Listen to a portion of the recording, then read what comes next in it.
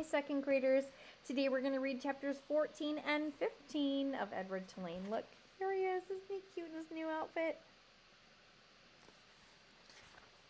At first, the others thought that Edward was a great good joke. A rabbit, the hobo said, laughing. Let's chop him up and put him in the stew pot.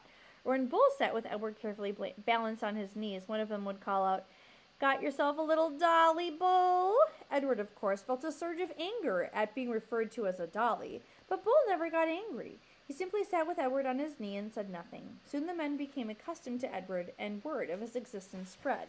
So it was when Bull and Lucy stepped up to a campfire in another town, another state, another place entirely, the men knew Edward and were glad to see him. "Malone!" they shouted in unison, and Edward felt a warm rush of pleasure at being recognized, at being known. Whatever it was that had begun in Nellie's kitchen, Edward's new and strange ability to sit very still and concentrate the whole of his being on the stories of another became invaluable around the hobo campfire.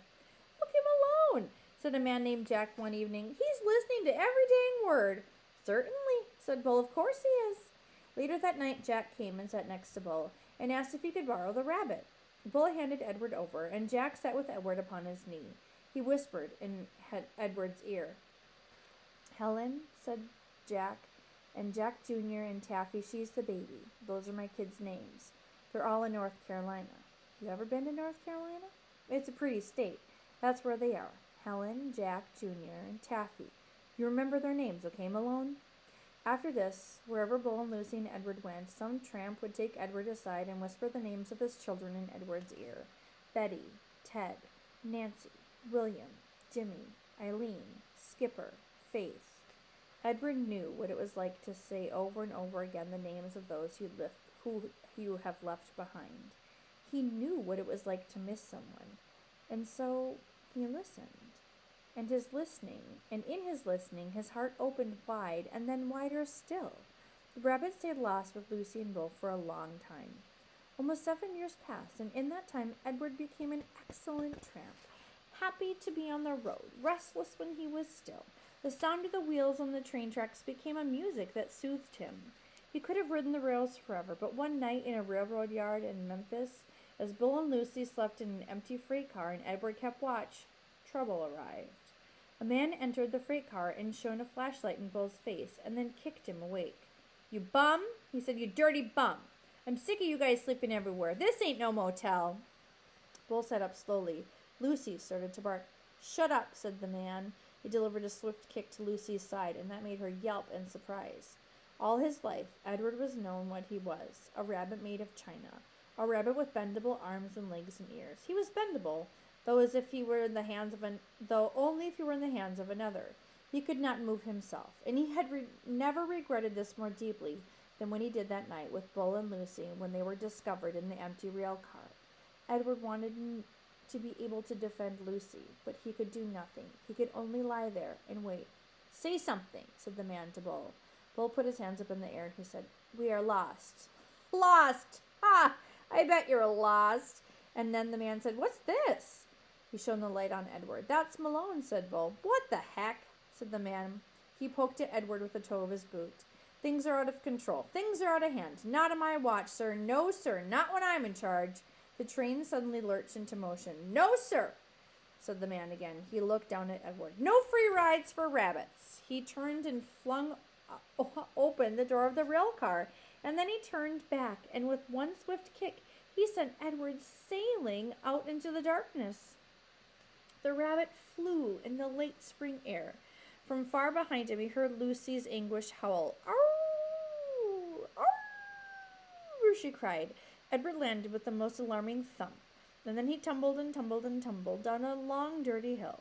When he finally stopped moving, he was on his back, staring up at the night sky. The world was silent.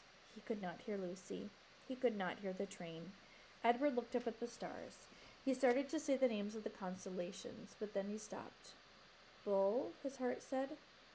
"Lucy?" How many times, Edward wondered, would he have to leave without getting the chance to say goodbye? A lone cricket started up a song. Edward listened. Something deep inside him ached. He wished he could cry. Chapter 15. In the morning the sun rose, and the cricket song gave way to a bird song, and an old woman came walking down the dirt road and tripped right over Edward. "Humph," she said. She pushed at Edward with her fishing pole. "Looks like a rabbit," she said. She put down her basket and bent and stared at Edward. "Only he ain't real." She stood back up. "Humph," she said again. She rubbed her back. "What I say is there's a use for everything, and everything has its use. That's what I say." Edward didn't care what she said. The terrible ache that he felt the night before had gone away and had been replaced with a different feeling, one of hollowness and despair. "Pick me up or don't pick me up," the rabbit thought. "It makes no difference to me." The old lady picked him up. She bent him double and put her in her basket, which smelled of weeds and fish. And then she kept walking, swinging the basket and singing, "Nobody knows the troubles I've seen." Edward, in spite of himself, listened. "I've seen troubles too," he thought. "You bet I have, and apparently they aren't over yet." Edward was right. His troubles were not over. The old woman found a use for him. She hung him from a pole in her vegetable garden. She nailed his velvet ears to the wooden pole and spread his arms out as if they were flying and attached his paws to the pole by wrapping pieces of wire around them. In addition to Edward, pie tins hung from the pole. They clinked and clanged and shone in the morning sun. "I ain't a doubt in my mind that you can scare them off," the old lady said. "Scare who off?" Edward wondered. Birds, he soon discovered. Crows. They came flying at him, cawing and screeching, wheeling over his head, diving at his ears. "Go on, Clyde," said the woman. She clapped her hands. "You gotta act ferocious." Clyde? Edward felt a weariness so intense wash over him that he thought he might actually be able to sigh out loud.